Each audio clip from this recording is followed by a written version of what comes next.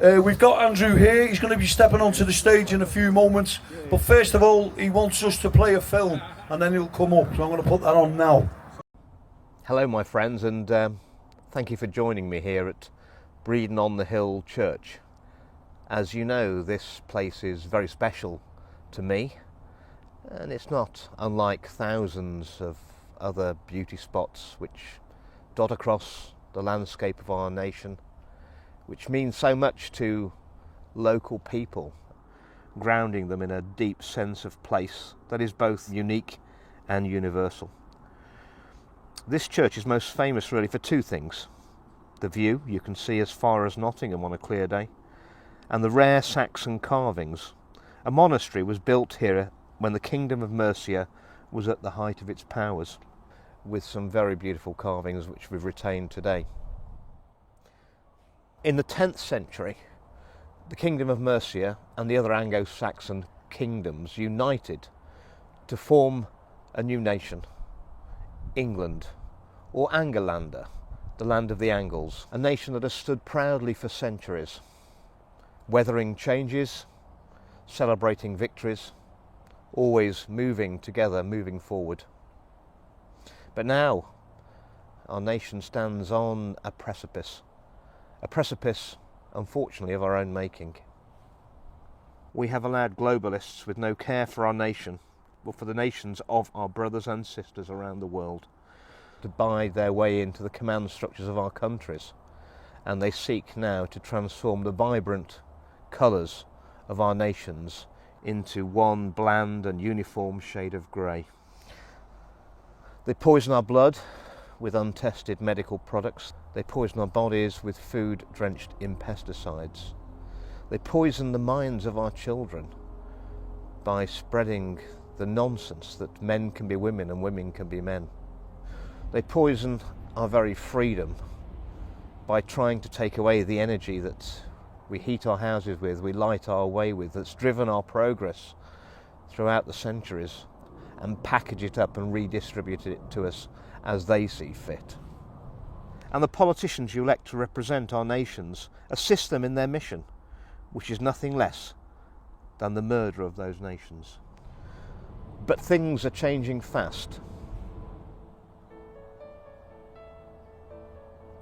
The control mechanisms of these globalists are actually a house of cards glued flimsily together by the compliance of the masses in ignorance of their true power. The overreach of COVID has slapped many of us, myself included, wide awake. Movements around the world are saying no and reaching back to their own nations, and realise if they rest on their own sovereignty, the house of cards can easily be pulled apart. As more people wake up, the more these billionaires and their pet bureaucrats realise that their power and their control is actually slipping away. Since that control is actually based in fear, it's their natural instinct to dial it up on us, to redouble their efforts. So we must learn to live our lives without fear. We need to laugh, to live and to love in the face of adversity. There is nothing to fear from a virus that kills at approximately the same rate as annual influenza. There's nothing to fear about climate change, because the climate has always changed. And as they shepherd us towards a third world war, how will fear help us if that nightmare comes to pass? The only thing you should be afraid of is a future planned by globalists, whose project requires your compliance and has no room for your links to special places like this. These people will not relinquish their power easily or lightly. We're going to be in for a bumpy ride.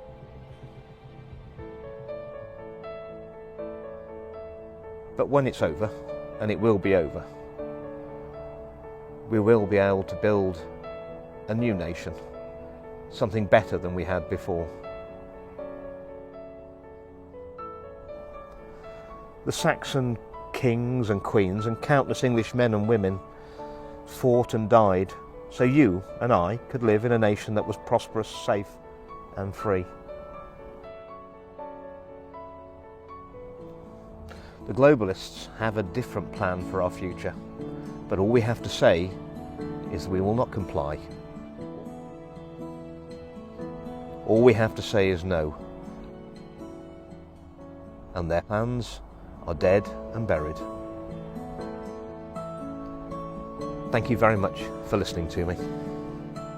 Welcome to the stage, Mr. Andrew Bridgen, ladies and gentlemen. Thank you very much, Mark, and welcome to the second day of the Truth and Freedom Festival. Truth and freedom. Well, it's the truth that sets people free. It's the truth that wakes people up. I like the saying that the truth is like a lion, ladies and gentlemen. You don't need to look after it, you don't really need to protect it. All you need to do is set it free and it can quite happily look after itself. And we've seen the truth suppressed. I actually made that video 3 years ago when I was still an MP, much to the chagrin of the government, I must tell you. If there's anywhere you should be able to speak the truth, surely it would be in the mother of all parliaments, in the chamber of the House of Commons. And what I've found from my personal experience, and I've seen with others who've tried it, is that you can say any lie you want to in the chamber of the House of Commons and the partisan crowd will cheer you. But if you start speaking unpalatable truths, you find that you're eating on your own and nobody wants to talk to you anymore. You're supposed to speak in all elected assemblies without fear or favour.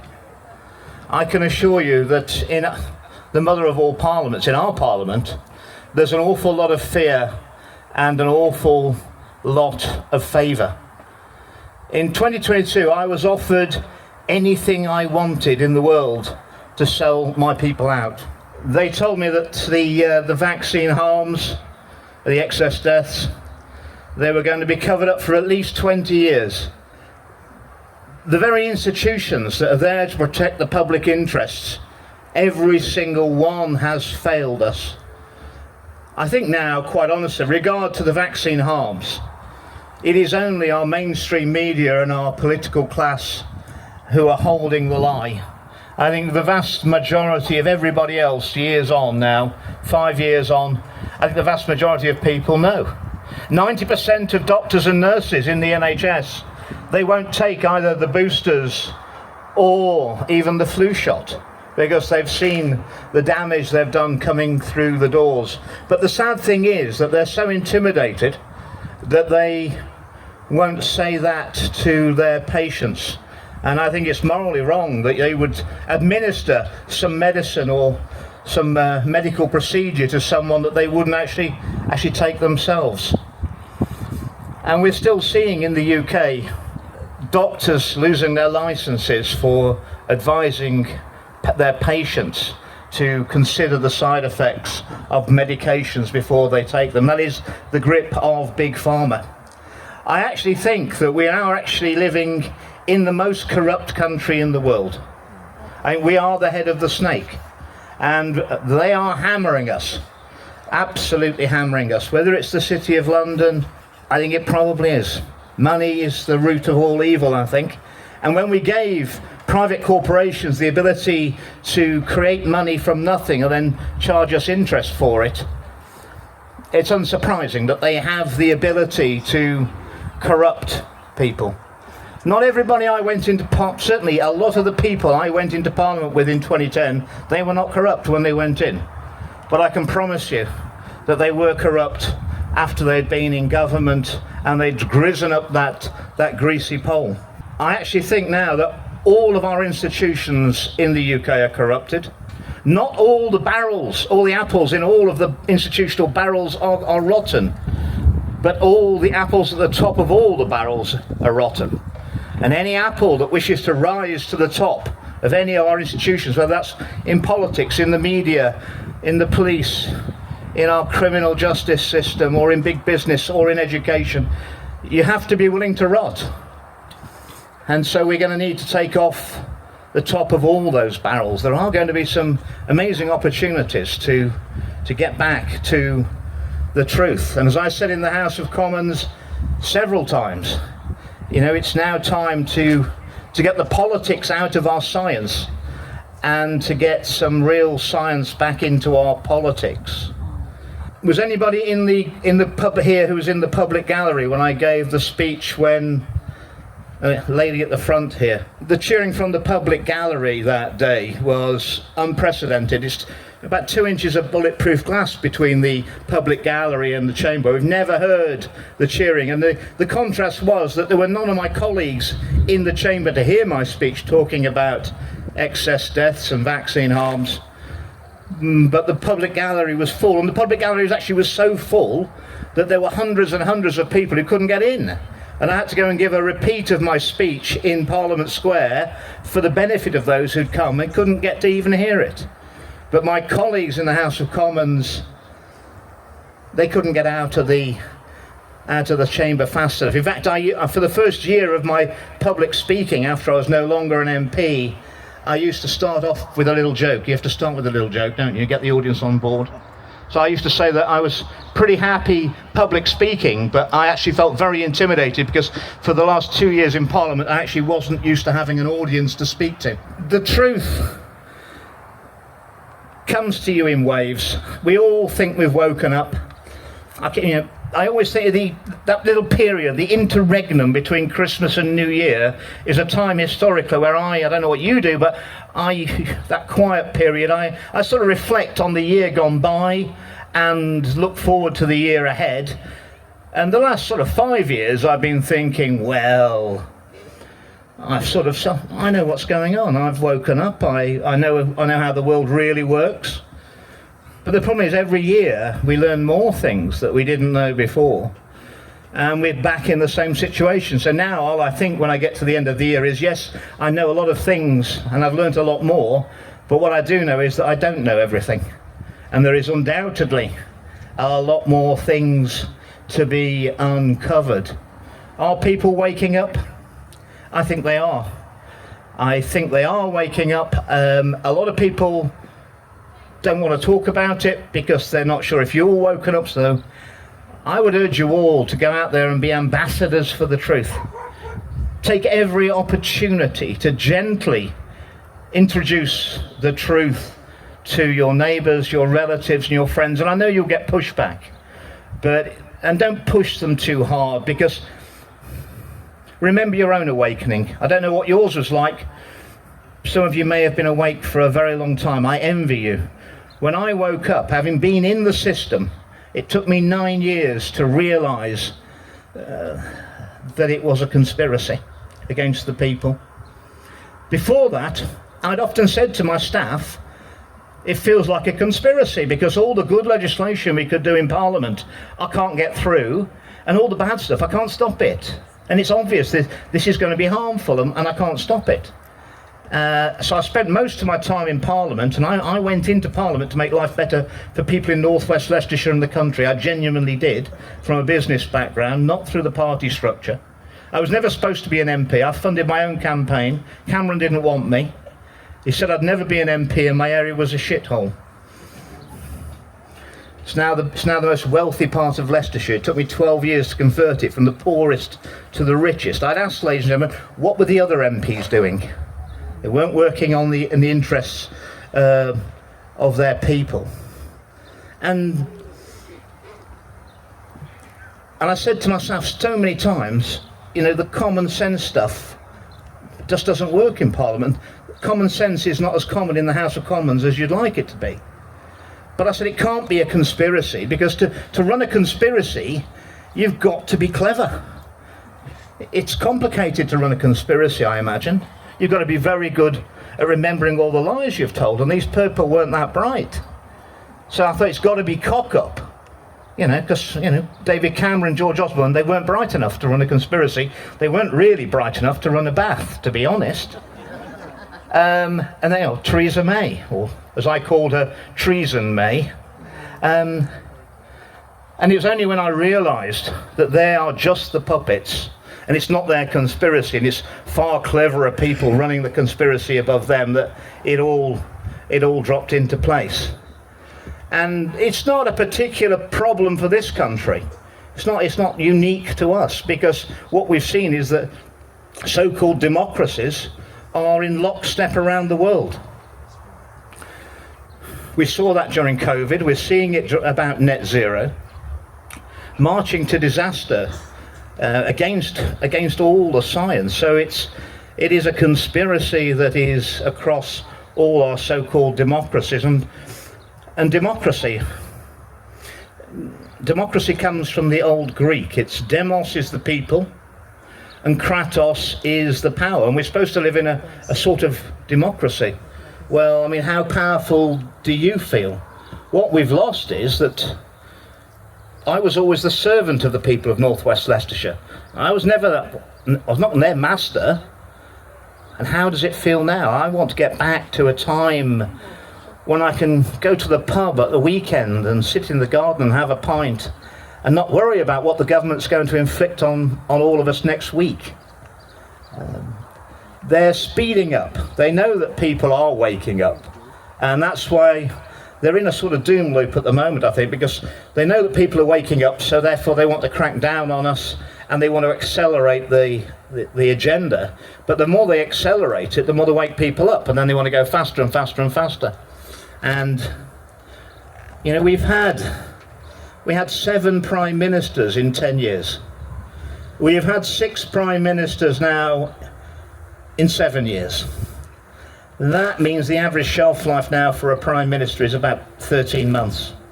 We've just had a new prime minister, the unelected Andy Burnham.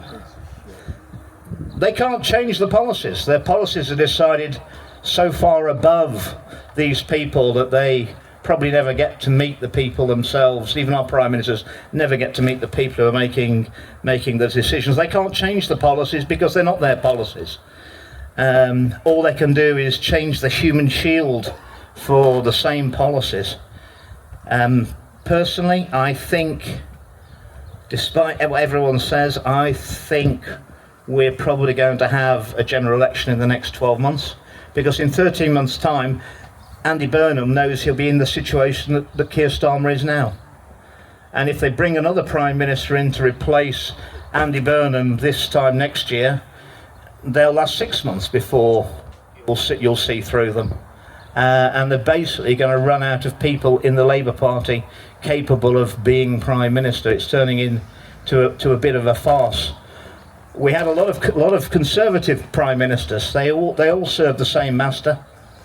And I'm afraid, as far as I'm concerned, and I've known Nigel Farage for about 14 years, I'm afraid he's also in the club.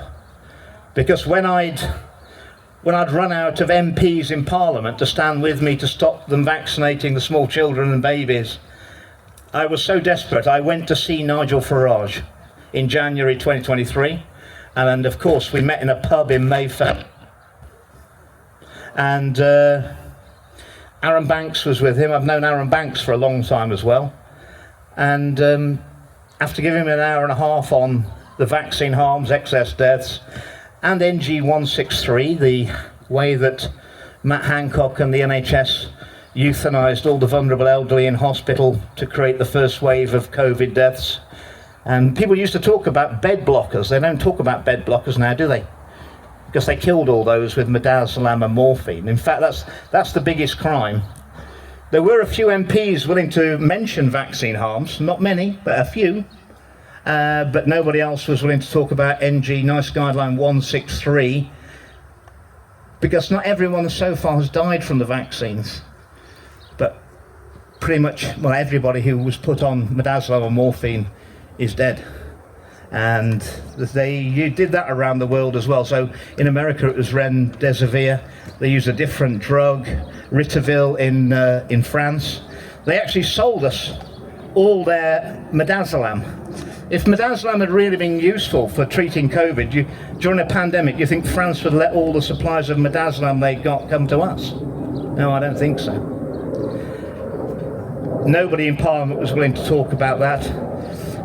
Whenever there's a topic that nobody wants to talk about in the home of our democracies, that should be a red flag to you.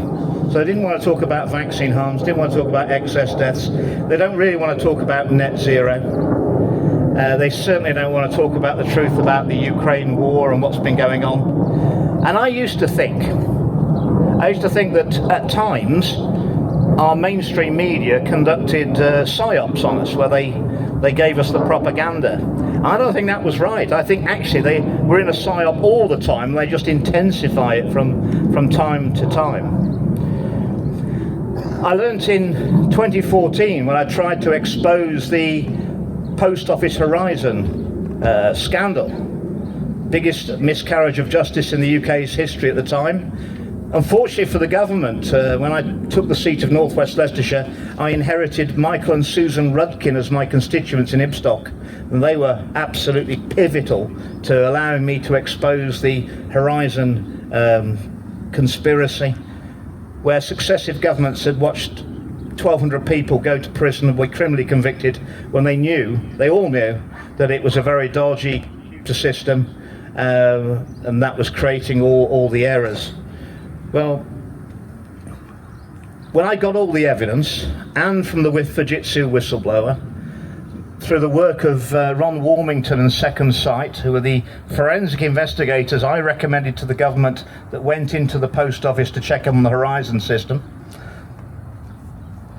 I went to every journalist in the lobby. Supposedly in the lobby in Parliament you've got the best journalists in the world. You've got the BBC's correspondents, you've seen them all on telly, ITV, Sky, Channel 4, Channel 5, the Times, the Sunday Times, the Telegraph, everything. They're all there. And I went round all of them in 2014 and said to them, look, here's all the evidence. There's the Fujitsu whistleblowers' evidence, Michael and Susan Rudkin, the forensic investigators, biggest miscarriage of justice in history. Run this story and you'll get an award. None of them could run the story. It's not quite true. Caroline Wheeler was the editor of the Sunday Express. She did a very small, and you'll find that, I think it's 2015, a very, very small, 2014, very small article in the Sunday Express with a picture of Michael Rudkin and a description of that, what had gone on with Horizon. And within a fortnight, she was poached by the Sunday Times, and I thought, hooray. She's moved to the Sunday Times. We'll be able to make this a really big story now in the newspaper of record, the Times. But the problem was that when she was moved to the Times, her ability to run that story, a story she'd run in a previous newspaper, that disappeared with her move. And that is how corrupt and controlled our mainstream media is. And it took another 10 years for all that to be exposed. Who saw Mr. Bates and the Post Office? Did anybody see that? ITV made that. Yeah. That was a cover-up. It was a great expose, but a cover-up at the same time. When I went to see them in 2014, everything that was in that programme, I'd already said in the House of Commons by 2014. And there was nothing new in a programme they made 10 years later. And Michael Rudkin was the main character in that. Chairman of the Sub-Postmasters Federation, who was shown what they were doing at Fujitsu. Well, when I went back to those same journalists in 2022 and said, I think we've got a problem with these vaccines, we've got excess deaths and harms, it was exactly the same response from those journalists. In fact, it was rather worse. They were running away. They were running away. So we can't trust our mainstream media. What we're seeing now is the rise of alternative media, social media. X is the biggest source of news. And what's the governmental response? Oh, we're going to shut down X. We need to curtail it. We need to have digital ID. They know that people are waking up, so now they need to put control measures on us so that even when you've woken up, you will not be able to broadcast and share with other people what you believe to be your truth, for fear of having your lifestyle curtailed. And ladies and gentlemen, the two things we've got to do to maintain our freedom and allow the truth to emerge is we've got to resist digital ID. And that may be uncomfortable. Maybe uncomfortable. I had to change the address on my driving license a year or so ago. And to resist digital ID, that involved me in a 20-mile round trip to a post office to do it in person. But that is the alternative to that is handing over your digital ID. And I think they've got a lot of the information already, quite honestly. In my experiences, governments tend to ask for forgiveness, not permission. And they don't really need forgiveness, but they've basically already done whatever they're telling you. So an example of that would be the government announcing last year that they're going to start experimenting with geoengineering. Yeah? Well, I mean, you know, when we get them in court eventually, when we've sorted out the judiciary and got some straight judges, I mean, there are defences you could put up. You know, why did you recommend the vaccines? Well, I thought that they were safe and effective, and I thought we were in a pandemic of a very serious illness. Turns out none of that was true, but there is a defence. When you catch someone spraying chemicals on people from the clouds, it's not easy immediately to think of what the defence is going to be, is it? So we have to be experimenting with geoengineering. And it's not that the truth's not out there, but they're seeking to suppress it. So if we agree to digital ID, if we say yes to digital ID, I fear we'll never be able to say no to the government again. And no is a very small word, but it has huge resonance. And if millions of us, billions of us around the world say no, it even resonates in the halls of those self-proclaimed elites that the people have said no. And that is where we need to get to. I think, quite honestly, if we wish to avoid, if we want a peaceful revolution, at the moment, the only solution to that is Rupert Lowe and Restore Britain. I've known Rupert for 4 years. He first came to see me when I was an MP and he wasn't. And Rupert's a good man. The establishment are attacking him relentlessly, exactly as they attacked me. And that's a good sign. For me, if someone's not being attacked, they're not being cancelled, they're not being financially assaulted and smeared, they're probably working for the other side. And there's a lot of that about. You don't really know who to trust, but that's a pretty good sign if they're being attacked. I will tell you that in the last 5 years, half the people who came to me and told me they wanted to help me, either financially or with their time and effort, half of them turned out to be working for the other side. There is such power that if anyone's got a price, they can pay it. Unless your price is your life, you're not a lot of use to us anymore, because that's what it will take. And we've got to stand up. Look around. Where are the young people? The young people have had the full propaganda from our education system for so long that, and it's their future we've got to fight for, and certainly the small children, because they will never know the freedoms that we thought we were enjoying. They're never going to have a chance of any of that. And it's our generation. Unfortunately, it's happened on our watch.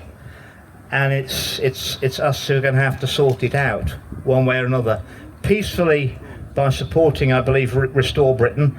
And the moment I get wind that they're not genuine, I will leave. So there's a little litmus test for you. I wouldn't waste my time. I've been up and down the garden path enough in my political career and seen enough that I wouldn't get involved with something I didn't believe was completely genuine. I think Rupert's the real deal. I texted him yesterday a few days ago after the Anne Widdecombe murder, which none of that adds up, by the way, and said, have you upped your security? And he texted me back and said it's a bit patchy. He is at real personal risk. That is because he is the only piece on the chessboard that they can't control. And what I think is going to happen is that Nigel Farage will not politically survive the 5 billion donation from Chris Harborne. and he's only the money's not really coming from him. He's only an intermediary for the people who are supplying that. That is not the first time that Harborne's given money. I believe that you'll find that Ben Habib, who was in Reform and the Brexit Party, said that Nigel had already received £1 million from Harborne back in 2019.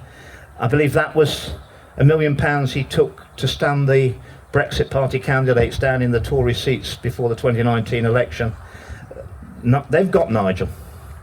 So when I went to Nigel and told him about the vaccines, instead of supporting me in January 23, he said to me, Andrew, I will not be speaking about the vaccines, and you'd better shut up about them if you know what's good for you. He knew everything. And that is not leadership.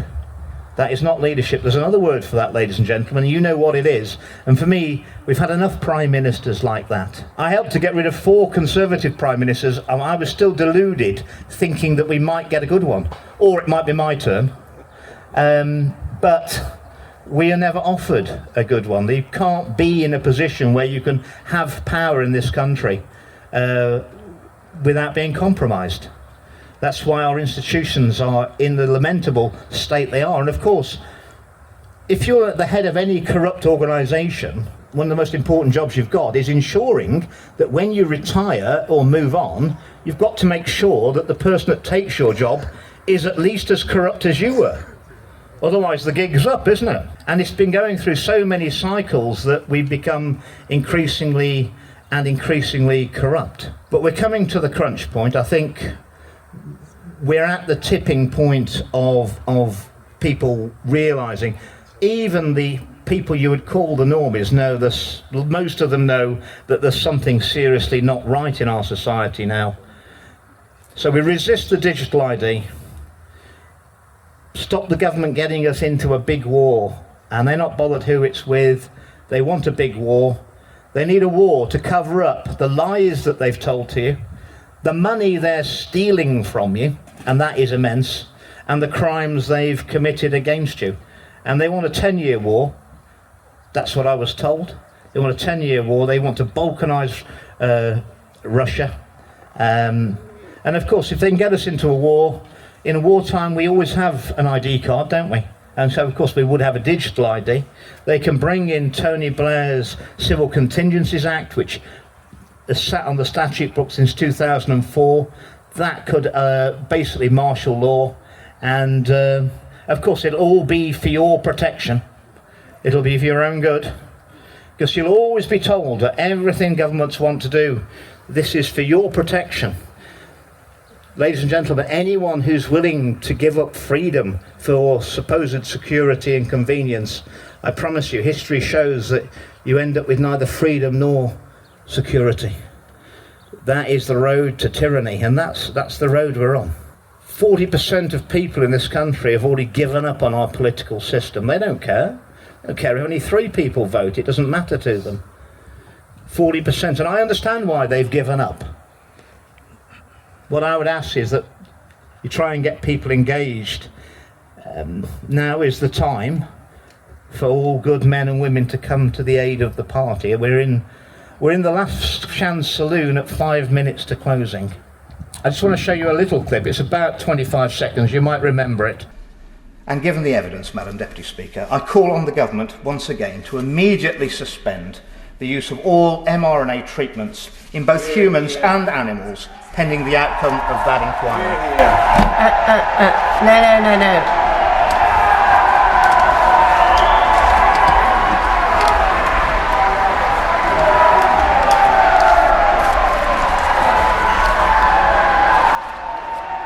We would have to clear the gallery if clapping continues. I would order it if necessary. So, the question is, as on the order paper. Ladies and gentlemen, that had never happened in the Houses of Parliament before, and it's never happened since. And Rosie Winston threatening to throw the public out of the public gallery. I think we're forgetting who we're there to serve. That is your Parliament. MPs are merely the custodians of a little bit of power on your behalf for a very brief period of time. People talk about the House of Commons being sovereign. That's not correct. You're sovereign. You are sovereign beings. You have those rights. And it's not for Parliament to give away your sovereignty, whether that's to the EU, the WHO, or anybody else. And if you want solutions, I became a convert to Neil Petrie's direct democracy quite a long time ago, because I know that politicians are corrupt. I know that they're corruptible. The ones who aren't corrupt when they get in, a lot of them are corrupted. And so if it were up to me, and if I were in charge of Restore's constitutional reform, on gaining power, immediately I would get rid of the House of Lords. The House of Lords is the House of Cronies. In the game of politics, you get on and get to the House of Lords. Many people I know who came into politics with me and have come in since are in the House of Lords now. You get into the House of Lords, not for doing what's right for the people in your constituency who vote for you, but for doing what's right for your party, and they're never the same. They're never the same. So it's a House of Cronies. So you've got mostly the worst people in the House of Lords, and how many of them spoke out about the infringements on your freedoms and the truth that was suppressed during COVID? None of them. And they don't even have to stand for election. They're there for life. But they didn't speak out. So they should go. I would halve the number of MPs. I would double the pay and say no outside interest while you're an MP, and you can only do a maximum of 2 terms, and you have to go back to the real world, so no lifetime in politics. And I would move to the Swiss direct democracy model, where the House of Commons creates legislation, and then we put it in a referendum to the people every 3 months, and you are the second chamber, and then we have democracy because the power is with you to pass those laws or not. You become the second chamber, as in the Swiss model. And people will say to me, oh, but Andrew, I'm not interested in politics. Well, but politicians are very interested in you, and when you abdicate responsibility, take control of your own lives to politicians, we've ended up in the situation we are now. And when we get out of this, and I think we will, it's the best chance humanity's ever had, because more of us are awake than have ever been awake in history to what's going on. It's the best chance we've ever got to get out of this. And when we get out of it, we need a system that means we're not going to get straight back into it again, because the forces of corruption are immense. And humans, there's an old saying in Parliament that, politicians, they can resist anything except for temptation. So you're going to have to get interested in politics, but to have that direct democracy, we need to be able to have an honest and fair debate about political issues and legislation. And we don't have that at the moment, because without a fair, free press, the issues could not be debated without bias. So that needs to change as well. And I remember saying when I still was asleep, but naively asleep, so I said to David Cameron and George Osborne, I think it was 2011, because they're supposed to be brilliant politicians, and they are not. I said to them in a private meeting that, you're supposed to be these brilliant politicians, but we don't really need politics. To make this country better, all we need is policies that improve the lives of the people, increase their security and the prospects for the next generation. I said, and then we'll get back in every time. And Osborne and Cameron looked at me and said, you don't understand, Andrew, it's all a game. And I didn't understand in 2011, but I think looking back, I think we can all understand now, can't we? So I think we're in an amazing time to be alive, because things are being disclosed that we never thought would be disclosed. If the so-called elites were in complete control, I don't think we'd have seen anything of the Epstein files. I think we're seeing the very best and the very worst of humanity at the same time. And ladies and gentlemen, this is all about the children. And whenever I I'm a bit down about things, I look at the children and I think that's what we're doing it for. You know, that's what we're doing it for. They've got their future is very much in our hands, and I'm not leaving it to the paedophile class who are currently running this world to look after these children. We will take.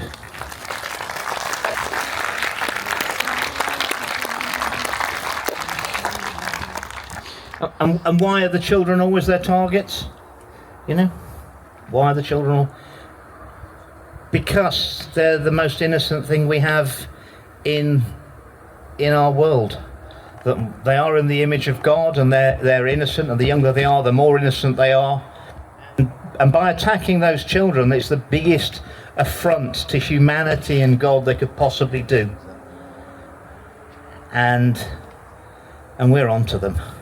Ladies and gentlemen, it's been a great pleasure to address you this morning. I'm glad it hasn't rained. The geoengineering is obviously not working today against us. God bless you. Enjoy the rest of the festival.